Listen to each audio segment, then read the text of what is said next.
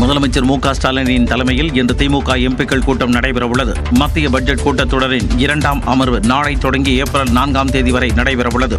இதில் பேச வேண்டிய முக்கிய விவகாரங்கள் குறித்து விவாதிக்க இன்று காலை 10:30 மணிக்கு திமுக எம்பிக்கள் கூட்டம் நடைபெறவுள்ளது. முதலமைச்சர் மு க ஸ்டாலின் தலைமையில் சென்னை அண்ணா அறிவாலயத்தில் கூட்டம் நடைபெறும் என அக்கட்சியின் பொதுச் செயலாளர் துரைமுருகன் அறிவித்துள்ளார். திமுகவைச் சேர்ந்த மக்களவை மற்றும் மாநிலங்களவை உறுப்பினர்கள் அனைவரும் இதில் பங்கேற்க உள்ளனர். தேசிய கல்விக் கொள்கையை ஏற்றால்தான் கல்வி நிதி வழங்கப்படும் என நிர்பந்திப்பதால் மத்திய மாநில அரசுகளுக்கிடையே மோதல் முற்றியுள்ளது. இதுகுறித்தும் இந்தி திணிப்பை கண்டித்தும் நாடாளுமன்றத்தில் குரல் எழுப்புவது குறித்து இன்று விவாதிக்க வாய்ப்புள்ளதாக கூறப்படுகிறது. மேலும் நாடாளுமன்ற தொகுதி மறுவரையறையை 30 ஆண்டுகளுக்கு ஒத்திவைப்பதாக பிரதமர் நாடாளுமன்றத்தில் உறுதியளிக்க வேண்டும் என அண்மையில் நடைபெற்ற அனைத்துக் கட்சி கூட்டத்தில் தீர்மானம் நிறைவேற்றப்பட்டது. இந்த விவகாரம் பற்றி நாடாளுமன்றத்தில் பேசுவது குறித்தும் இன்றும் விவாதிக்கப்படும் என எதிர்பார்க்கப்படுகிறது.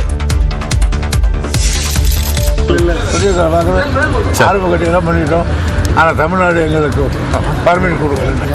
தமிழ்நாடு பர்மிட் கொடுக்காம அவங்க தலைகளாக கட்ட முடியாது. கர்நாடகாவில் காவிரியின் குறுக்கே மேகதாதுவில் அணை கட்டுவதற்கான ஆயத்த பணிகள் நிறைவடைந்து விட்டதாக மாநில பட்ஜெட்டில் முதலமைச்சர் சித்தராமையா தெரிவித்ததற்கு தந்த பதிலே இது.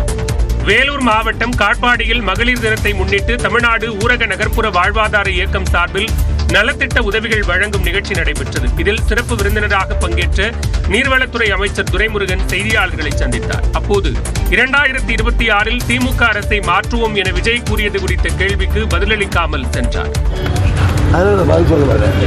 முன்னதாக நிகழ்ச்சியில் பேசிய அமைச்சர் துரைமுருகன் தமிழ்நாட்டில் மகளிர் சுய உதவிக் குழு சிறப்பாக செயல்பட்டுக் கொண்டிருப்பதாக கூறினார்.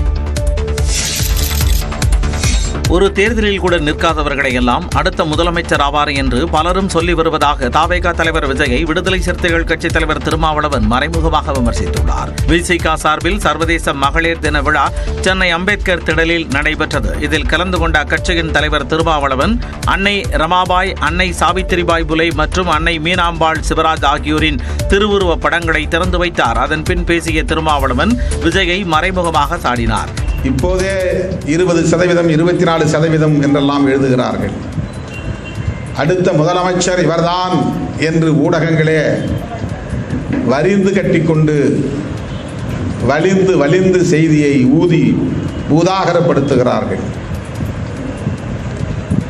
இன்னும் ஒரு தேர்தலில் கூட நிற்கவில்லை.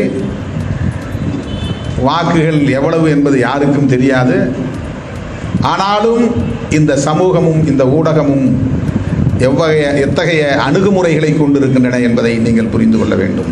தேர்தல் களத்தில் படிப்படியாக வளர்ந்து வந்த கட்சி விசிக எனவும் திருமாவளவன் குறிப்பிட்டார். மணிப்பூர் மாநிலத்தில் மீண்டும் வன்முறை வெடித்ததால் பதற்றம் நிலவுகிறது. மணிப்பூரில் பேருந்து போக்குவரத்து மீண்டும் தொடங்கப்பட்டதற்கு எதிர்ப்பு தெரிவித்து நடந்த போராட்டத்தின் போது பாதுகாப்பு படையினர் நடத்திய தாக்குதலில் ஒருவர் உயிரிழந்தார். மணிப்பூரில் கடந்த 2023ஆம் ஆண்டு முதல் குக்கி மெய்தி சமூகத்தினரிடையே மோதலும் அவ்வப்போது வன்முறை சம்பவங்களும் நடந்து வருகின்றன. முதலமைச்சர் பிரேம் சிங் பதவி விலகியதை அடுத்து குடியரசுத் தலைவர் ஆட்சி அமலில் உள்ளது. இந்நிலையில் தலைநகர் இம்பாலாவில் நேற்று பேருந்து போக்குவரத்து தொடங்கப்பட்டது. இதற்கு எதிர்ப்பு தெரிவித்து குக்கி இன பெண்கள் பேருந்தை மறித்ததால் பாதுகாப்பு படையினர் மற்றும் போராட்டக்காரர்களிடையே மோதல் ஏற்பட்டது. இருதரப்பும் கற்கடை வீசியும் தாக்கிக் கொண்டனர்.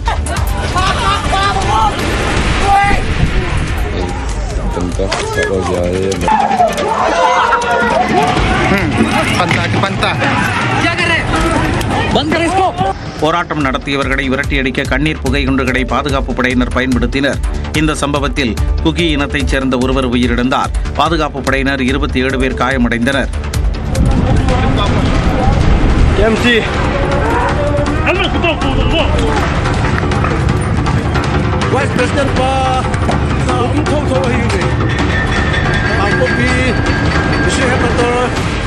இதனிடையே குக்கி இன மக்களின் ஒரு பிரிவினர் காலவரையற்ற முழு அடைப்பிற்கு அழைப்பு விடுத்துள்ளதால் பரபரப்பு நிலவுகிறது.